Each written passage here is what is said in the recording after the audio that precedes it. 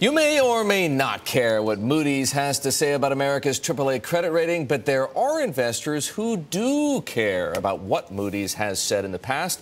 They accuse Moody's of selling its once peerless reputation as a bond rating house by putting its stamp on shoddy deals. And they hired the law firm Kirby McInerney to make their case.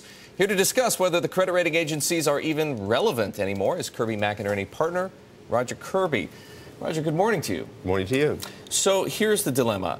Moody's, S&P, Fitch, you could even throw into that group, are, it would appear, if anything, trying to prove that they are relevant these days, taking an uncommonly hard line on some sovereign credits like Portugal, Greece, Spain comes to mind, and of course now the United States. But do you feel, I take it that you do, that by virtue of their past action, nobody should pay attention to what these companies have to say anymore?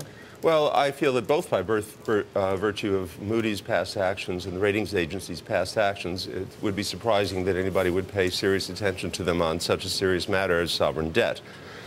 Independent, it's very difficult, if not actually amusing, to think about what role Moody's or any ratings agency would play in trying to value United States debt. Because when you think about it, when they're doing their job, ratings agencies are supposed to be advising investors about the quality of the instruments to be purchased, because the instruments are very complex, both in terms of the language of them and in terms of what's backing up the instruments. But in the United States, the debt that's being sold is being purchased these days by the United States. The Treasury says we need money, and according to charts that I looked up yesterday by PIMCO, 70% of what the government borrows is borrowed from the government. So what do we do? What do we do about this problem?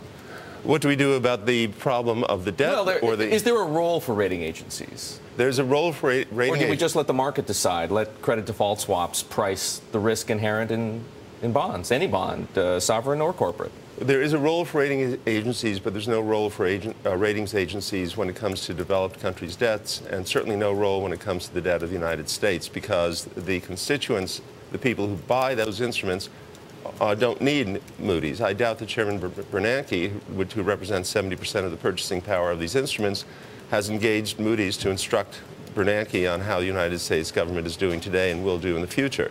Behind the government of the United States are China and Japan. They're the next biggest purchasers, and I'm not privy to the communications between the highermost people in those governments and Moody's, but I doubt that they're calling Moody's for advice either. Okay, so no role in sovereign debt, but perhaps still a role in rating residential mortgage-backed securities, CMBS, corporate bonds, high yield? They would have a role, provided the role were properly controlled by allowing it actually to operate in the free market, by removing the issuer pays pattern, which caused so many problems, and by admitting other ratings agencies like the Egan agency into the game. All right, we'll have to say if Egan is allowed in, Egan Jones, that is. Roger, we have to leave it there. I'm very grateful to you for coming in. Roger Kirby of Kirby McInerney, making the case for why and why not rating agencies are or aren't irrelevant.